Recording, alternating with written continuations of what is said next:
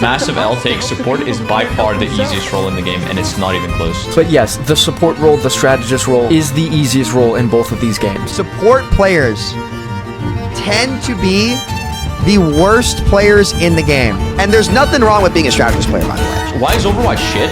Because it's just dominated by supports. Is strategist the easiest role? Okay, but seriously, what is it that makes people think it's easy? And does it even really matter if it is?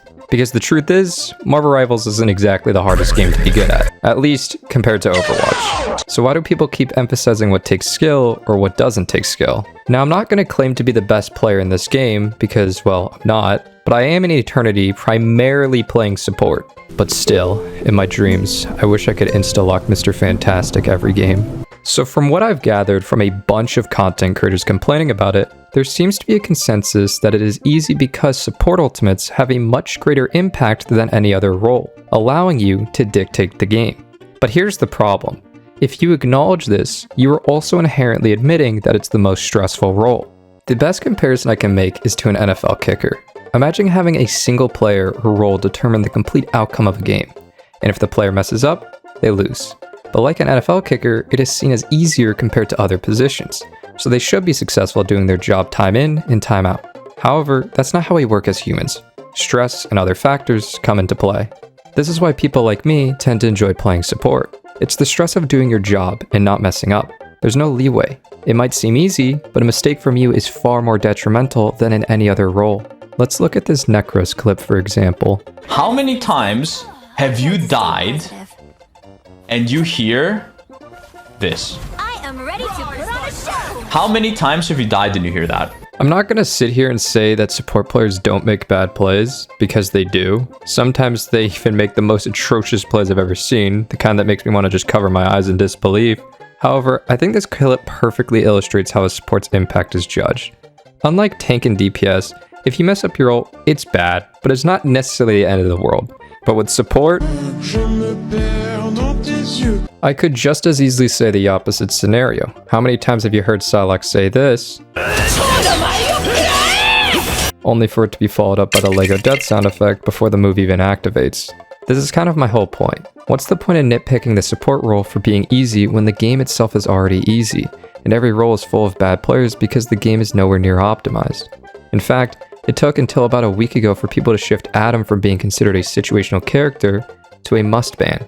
I understand that people are getting deja vu from Overwatch support players, but the fact of the matter is, this game was never meant to be competitively viable. People could just as easily argue that the push to make Overwatch competitive is what made it a bad game in the first place. After all, people forget that Overwatch didn't even have a competitive mode at launch, because Blizzard didn't deem it as necessary. I think just as quickly as people are figuring out which characters are strong in certain team comps, they will soon realize that while support may lack mechanical skill, every other role lacks just as much. Some of the hardest characters to rank up with are actually considered easy characters, like Scarlet Witch and Iron Fist. When it comes to mechanical expression, you need to understand what your specific character brings to the table and how to express that effectively. This is exactly what separates the highest ranked players from the average ones. It takes a special kind of player to take something deemed easy and accessible to everyone and push it to its absolute limit. Think about a fighting game player like Hungrybox. His main character, Jigglypuff, is considered one of the more easier competitive picks to have, yet he was one of the best melee players for a time, and no one could match his skill with the character or even mirror it effectively. The truth is that sometimes the better player is simply better because they play the game in a super simple and effective way. Just because you play a more advanced character like Spider-Man doesn't inherently make you better than someone else or diminish what another player is accomplishing. The reality is that, more often than not, the better player and team will always win. If someone has a better win rate than you and is more successful in ranked, then they are, overall, the better player. Being a good player and teammate isn't just about mechanics. Focusing solely on that can make you a selfish player. At the end of the day, just play what's fun, and for most people, winning is fun. I think it's very easy to overlook the skill expression that the support role can have in Marvel Rivals. With Luna, mastering how to CC certain ultimates is an insane way to change the course of a fight. With Mantis, understanding you are a glorified DPS, you need to make sure to input damage constantly to win fights. And my absolute favorite, Invisible Woman. You essentially have Lucio's boop but on steroids. If you're not disrupting ultimates based on audio cues, I'm gonna cry. Another issue, and I know a lot of people are gonna get mad about this, is that compared to all the other roles, support has the least carry potential. Now, you shouldn't play to carry every game because you'll probably just end up playing Respawn Simulator, but I believe the lack of carry potential is partly why high-ranked players avoid this role. Forcing players to trust their teammates is an insanely tough skill to develop, especially when combined with the level of accountability that support requires.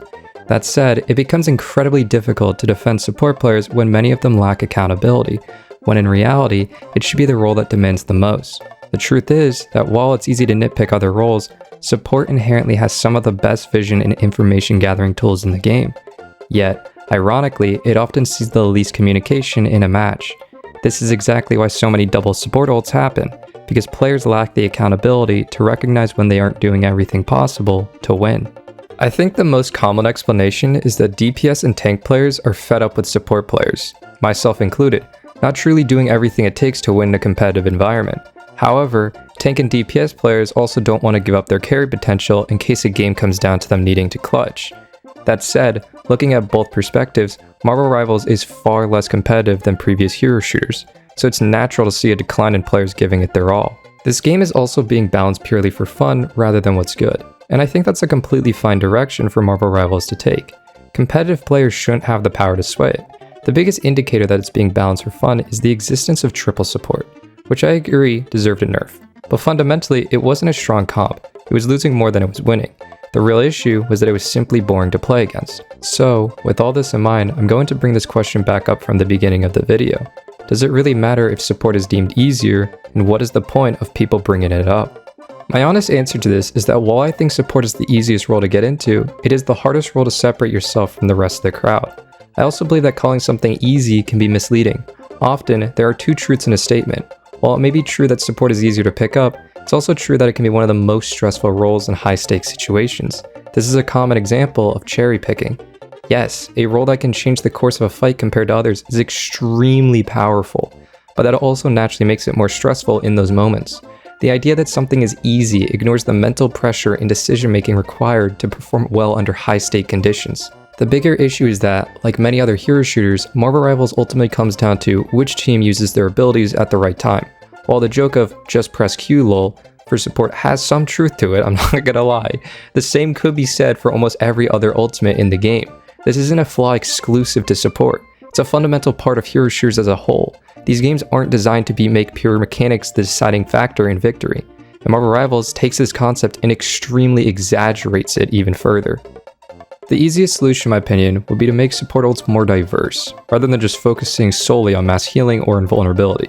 For example, instead of all support ults focusing on mass healing, we could introduce something similar to Lucio's ultimate, where it provides strong utility, but is still killable, while also inherently nerfing one-shotting ults like Magneto's. Alternatively, support ultimates could focus more on speed or damage. Another issue that no one wants to bring up is that while support ults last extremely long, which I think is bad, DPS ultimates do as well. They just currently get stalled out by the duration of support ults. So if Marvel Rivals takes the direction of making support ults more unique, which I think they should, they would also need to address certain DPS ult lengths. Some of them last 8+ seconds, which is fine, but you also don't want to make support ults feel useless.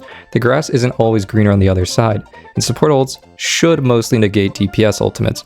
Otherwise, there would be no point to them at all. The problem is that there is no real counterplay right now for DPS or tank players, minus a few characters. Sorry for my yap session. Cool motivational Bible verse for the video time, Romans 8:18. For I consider that the sufferings of this present time are not worthy to be compared with the glory that is to be revealed in us. Also, daily reminder, you are awesome.